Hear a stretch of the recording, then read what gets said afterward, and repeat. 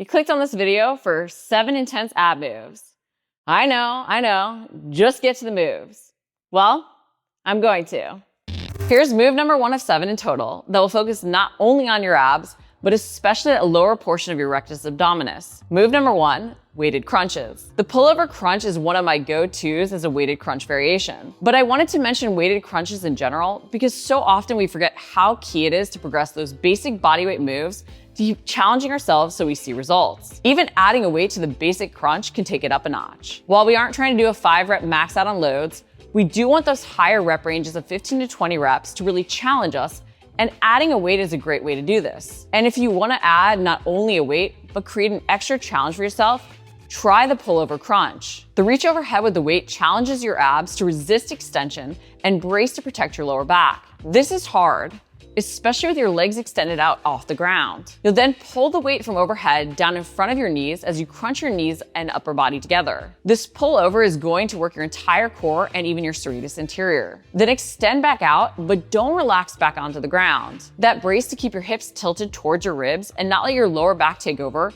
is really what works those abs with the flexion to crunch everything together. If you're finding that your lower back or hip flexors are wanting to take over, try a lighter weight or even try a bent knee variation with touching your toes down between. You can even modify further with just the upper body crunch or single knee tucks. But note what you feel working during this move and every other move I share. Because if all you feel working is your lower back or hip flexors, your abs won't be getting the full benefit and you won't see results build. And remember, this move, and all 7 actually, are advanced exercises. I will share modifications like the single knee tucks to make sure you're using that level that makes your abs truly work. Now, move number 2, leg lowers plus. Leg lowers are an amazing move to target that lower portion of your rectus abdominis or the lower abs. And by adding on this little raise and spinal flexion at the top of the leg raise movement, we can make our abs work even more, not only to brace as we lower and resist extension, but to actually power flexion. To do this move, I love adding in a hold overhead to help brace those abs more,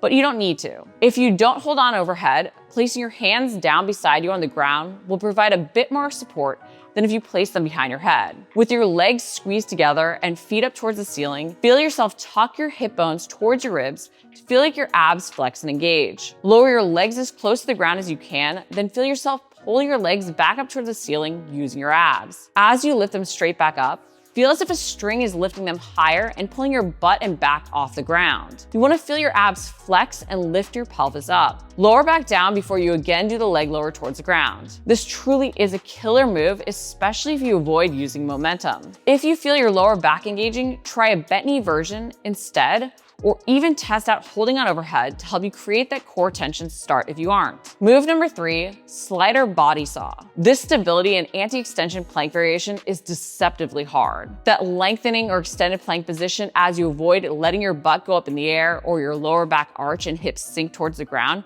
really makes your abs work. And by doing this off sliders over walking in and out, you reduce any traction that may help you control the movement or push off. You'll even feel into your arms and around your rib cage working as you lengthen, sliding back, then pull yourself back into that plank position. Make sure you don't shrug, but feel down the sides of your back to move back and forward. And make sure you're actually extending back.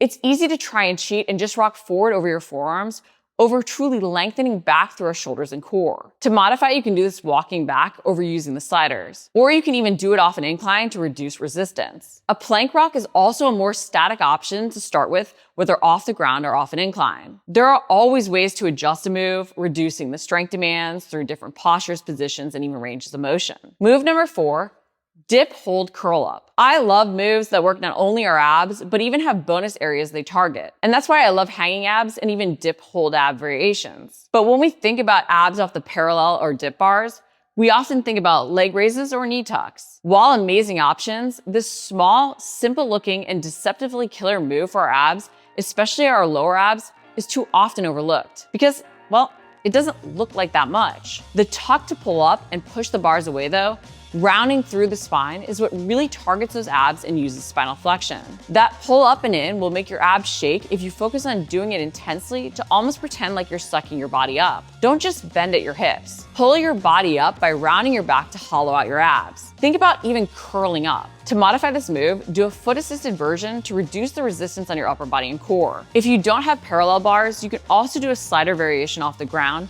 pushing the ground away with your hands as you lift your butt up to slide your legs on the sliders back to tuck up. And for those of you without monkey arms, you may need stands or to do it off with kettlebells or dumbbells. Move number 5, incline bench abs. This is an amazing way to progress those reverse crunches and add in diversity if you also love hanging abs. This is a killer lower ab move that also works your serratus or the muscles around your ribs. That slight incline that challenges you to curl against gravity is what kicks this up a notch. Don't just rush through as you tuck and lower down. Really focus on that curl. You want to pull down hard on the top of the bench as you start with your knees bent and your toes resting on the ground. Use your abs to slowly curl your knees up towards your elbows, rounding your spine off the bench. Touch your elbows to your knees, then lower down with control. The more you focus on even using your upper body pulling on the bench, the more you'll feel your abs over your hip flexors, especially if you struggle with your hips wanting to engage with leg raise movements. And to modify this, lower that incline back to that flat bench variation or even off the ground. Move number 6, ab extensions. Ab extensions are another way to do extended planks and a great way to mix things up. That extended plank position is so key to include if you really want to target those lower abs. The most common version of ab extensions are done with the ab wheel as ab rollouts. But you can also use sliders, a stability ball, or even a suspension trainer. They provide changes to posture and even instability to help you create progression with this move. Whichever tool you use, make sure that as you set up on your knees, you've engaged your glutes and slightly tuck your hips up towards your ribs. Keep this ab engagement through the full movement. Extend your arms out overhead on the ground, keeping that brace and even a very slight tuck of your chin down, overlooking out in front of you. Then to move back up,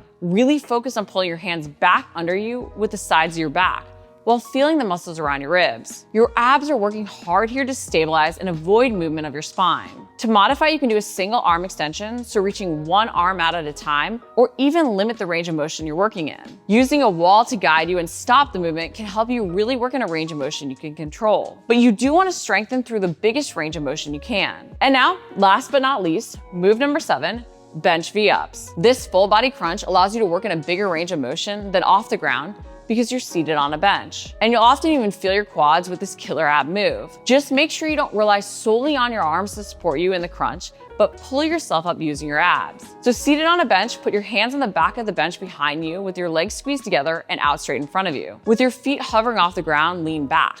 Then crunch your torso towards your legs as you raise your legs up. You'll round through your spine as you crunch up. Then as you lean back and extend out, your abs will avoid your lower back arching or engaging. Really focus on your abs pulling your legs and upper body together each time you V up. To modify, you can do a bent knee or even single leg version. Off the ground is always an option, especially if you don't have a bench. And to bring this full circle, you can even advance this move further by making it a weighted bench V up, holding that weight even between your feet. Just start light. This can really start to target your quads and hip flexors more to maintain that leg position. You may find a slight knee bend, but not actively bending at the knees is key when you do this move. You may find that by adding the weight, you need a slight knee bend, but you don't want to actively bend and extend your knees during this move. Now go enjoy these moves and make sure you focus on what you feel working. Even consider combining 3 to 4 of these moves for 30-second intervals of work and 2 rounds through as a finisher to your workout this week.